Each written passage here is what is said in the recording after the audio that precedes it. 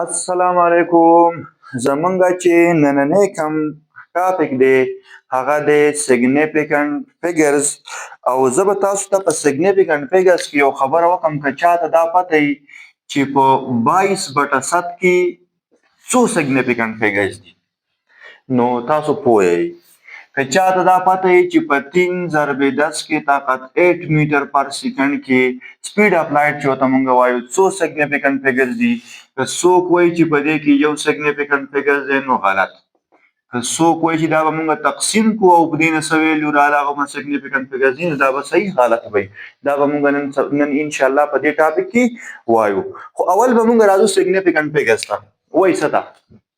څو سیګنیفیکنټ فیګر دي هغه به موږ وایو انشاءالله په رولز اف سیګنیفیکنټ فیګرز کې. ښه لکه اوس موږ وایو که نه موږ یو سټوډنټ له ورکړو په کلاس کې پنسلز او څومره پنسل هم ورکړو 12 یو درجن پنسل هم ورکړي.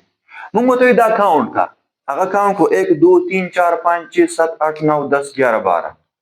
نو دا زموږ سره دا 12 چې راغی که نه نو دا زموږ سره یو پیور نمبر دی او دا زموږ سره اکوریټلی نون ډیجټ دی. دې ته موږ وایو اکوریټلی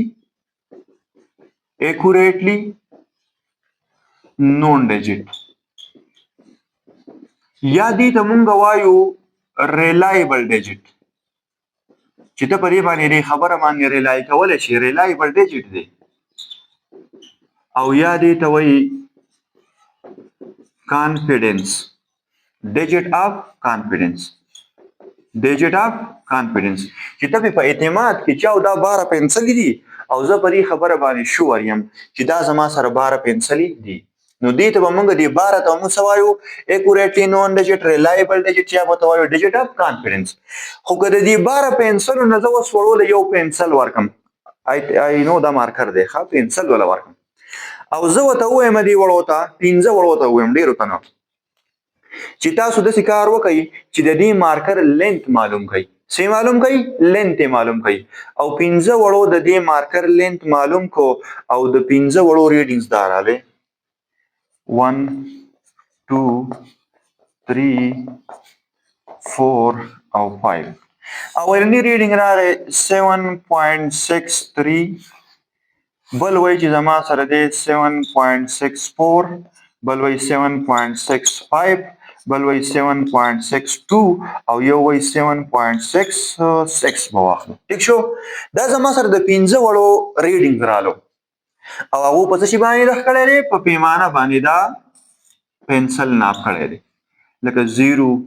1 2 3 4 5 6 7 8 9 10 موږ وایو لکه فار ایگزامپل 10 سانتي میټر زم سره دا پیمانه ده. ټیک شو او زم سره شو 1 2 3 4 5 6 7 8 د دې 7 پورې خو پنسل دی. ټیک شو که نه خو د 7 د 8 په منځ کې دا پنسل راغلی دی نو دا هلکان یو وایي 7.63 دی 7.64 دی 65 62 66 اوس به موږ وایو که نه چې په دې کې به زموږ سره سیګنیفیکنټ فیګرز کمي ځکه چې که تاسو خیال وکئ که نه د دې ځګي پورې دا واړه ټول شور دی د دې ځي پورې د دې 7 پورې د دې ځي پورې ټول شور دی چې او 7 خو دی د 7 پورې خو پنسل لینث دی خو اوس شک په دې ځي کې دی چې 7.1 2 3 4 5 6 7 8 9 او سوري 7 پرې بیچ 7 او د 6 او د 7 په منځ کې دی د 6 او د 7 په منځ کې ما 7 او 8 واغسته سوري 6 پورې 7 او ټیک د صحیح مې اغستی دی ما صحیح مې اغستی یار 7 د 7 او د 8 په منځ کې دی نو دا سټوډنټس وایي که نه چې 7 پورې خو پنسل دی 7 پورې خو پنسل دی خو اوس شک په دې ځای کې دی 1 2 3 4 5 6 7 8 9 د 7 او د 8 په منځ کې اني ویلیو راتلی شي نو دا مونږ ته چې دا کم سټوډنټ چې پر کومه ویلیو باندې شور دي دې ته وایي اکوریټلی نون ډیجټ. څه ورته وایي؟ اکوریټلی نون ډیجټ یا بره چې ما لیکل دي دې ته وایي ریلایبل ډیجټ یا به ورته وایي ډیجټ اف کانفیډنس. د دې پورې خو ټول واړه په کانفیډنس کې دي وایي چې سره د 7 پورې خو ټیک دی خو اوس دا کمې شکین سي چې کمې دي نو یا به 6 3 یا به 6 پورې یا به 6 5 6 2 به یا به 6 ټیک شو کنه 5 6 د دې 6 نمبر اوخته دی او دې نه اخو اوس په دې کې شک دی خو ایون دا 6 چې کوم دی کنه دا هم زم سره ډاوټفول ډیجټ دی په دې کې هم کې راشي چې په دې کې هم مسله ای ٹھیک شو کنه نو دا 7 چې کوم دی دا اکوریټلی نون ډیجټ دی او دا نور چې کوم دی لازم سره سدي ډاوټفول ډیجټس دي کوم ډیجټس دي ډاوټفول اوس په دې کې سیګنیفیکانت کم فیګر شي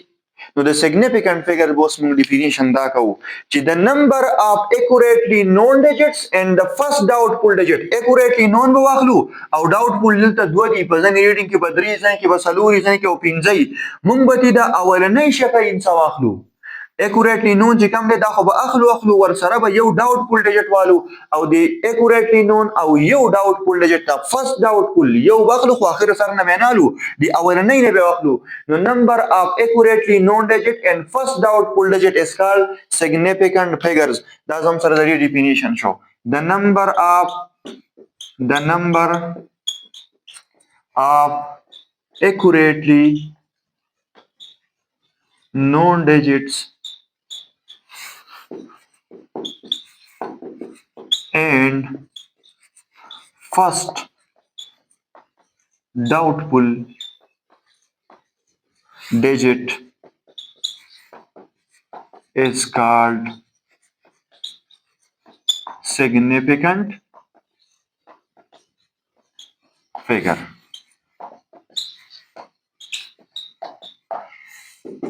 کم چې موږ ته اکوریټلی نون دی او کم زم سره اولنۍ شکاین سره د دوانو ته کمباینلی به ته موږ سوایو significant figure accurately known plus first doubtful is equal to significant figure دا ردی زم سره شو ډیفینیشن آسان دا تاسو نوٹ کړئ